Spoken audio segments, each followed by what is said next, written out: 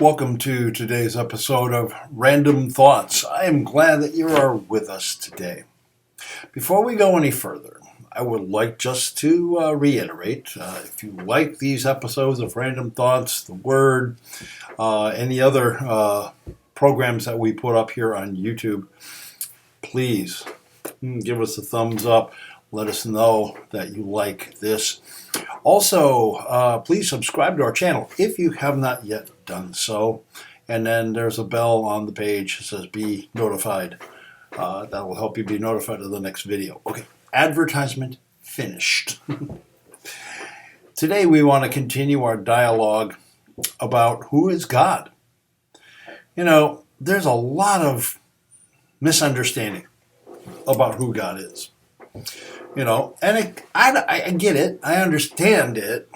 The challenge is that can be solved by going to one source, not hundreds or thousands of different sources that attempt to describe God, a singular source. Uno book. Uno libre. That one. That book. That's right. Describes God. Everything you want to know about God, but we're afraid to ask. Actually, no, you're not afraid to ask. Sorry, it's a bad pun. But that book, this book, right here, Holy Bible, is the place where to go to know about God. And when you know about God, well, guess what's going to happen? You'll begin to process, believe, trust in this God that you're learning about. Let's take a few moments, a little bit later, to kind of set the stage as to who is God that the Bible reveals. We'll get more into it in just a minute. Thank you for being here at Random Thoughts. We'll be right back in just a moment.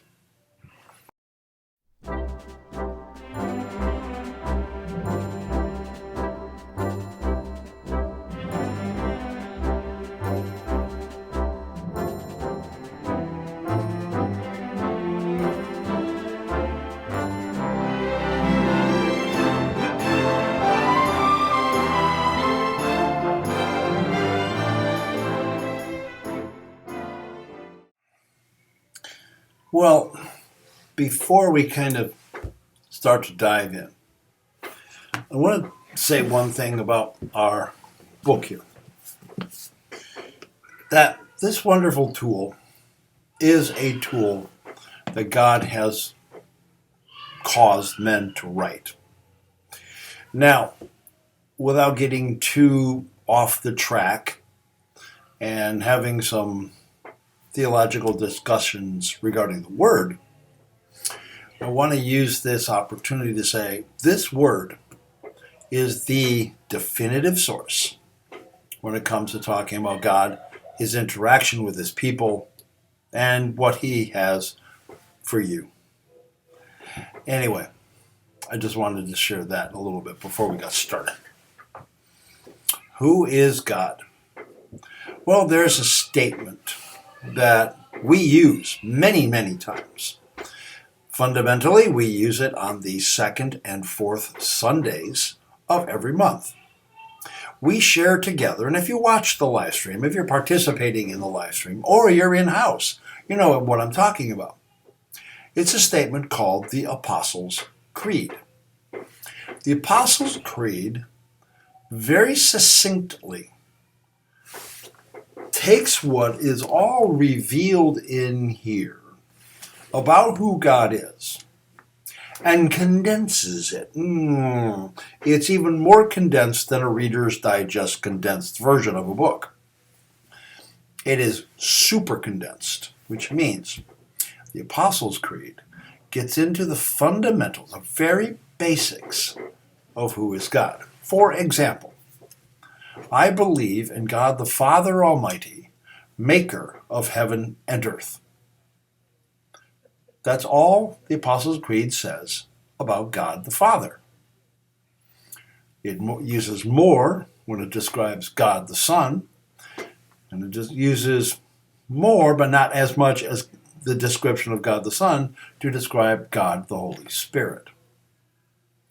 Now, as we look at the Apostles' Creed, I'm not going to stay here, but as we look at the Apostles' Creed, obviously the intent of the Apostles' Creed is to teach us more about God the Son, also known as Jesus, also known as Jesus of Nazareth, also known as Jesus the Christ.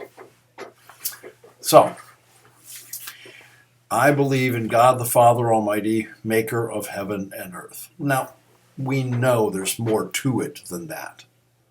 Maker of heaven and earth. He made this circular planet on which we live. He made the solar system. He made the universe. He planted stars in the skies. How do I know this? I have the first chapter of Genesis. That's how I know. That's what God is revealing about himself to us as the one who created everything in the span of 6 calendar days. You might say that's impossible. For you, absolutely, it is impossible. For your studies of the world, of the universe, of plants and biology and animals and zoology and all that other stuff, you think that's impossible. How can God create all of this in the span of one day? Well, simple. He's God. Oversimplified, I know, but that's what it is.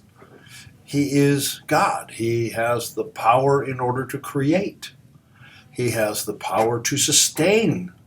What keeps all these planets and galaxies and universes and nebulas all in the places where they're supposed to be? Who does that?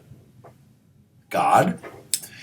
Who, out of management and love for you and I, maintains a lot of his focus on this third planet in this particular galaxy that sustains life. Why is his focus all on us?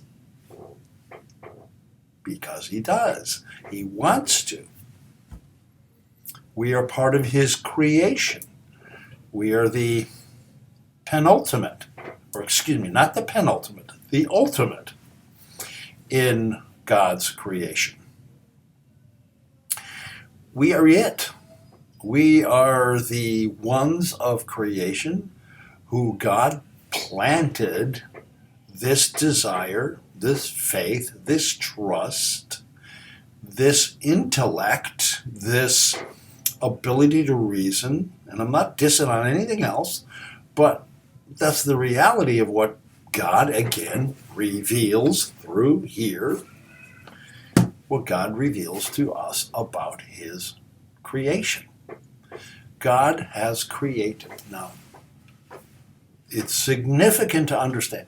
This is the primary responsibility of God the Father. I believe in God the Father, Almighty, maker of heaven and earth.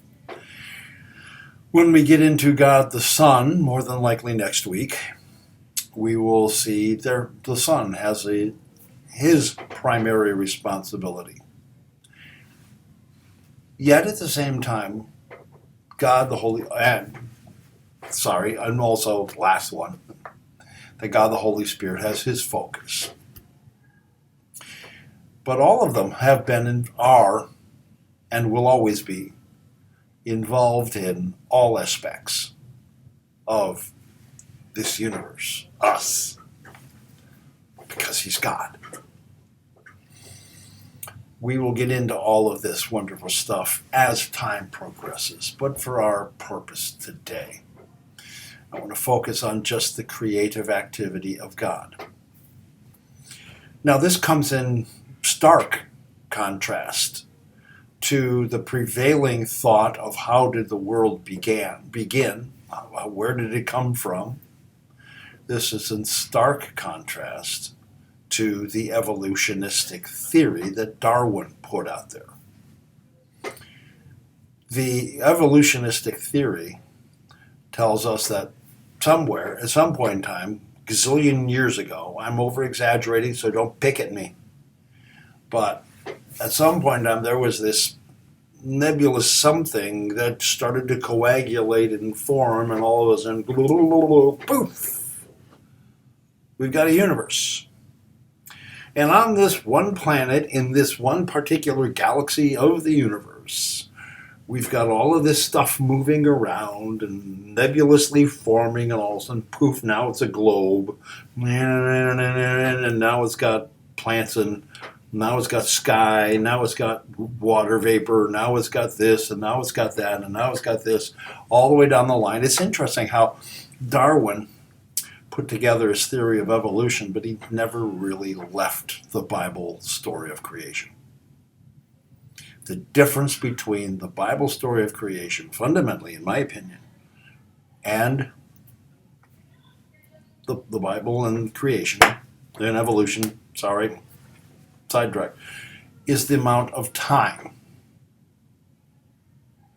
The big deal is, yes, I believe fundamentally, I think what Darwin was thinking, and don't quote me on this because, I've never studied Darwin. But it seems to me that his theory is trying to come up with, in his mind, that makes sense. How can all of this have happened?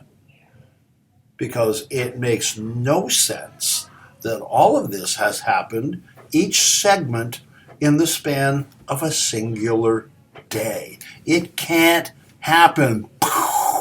Mind blows when we try to wrap our heads around the fact that it can and did happen that way.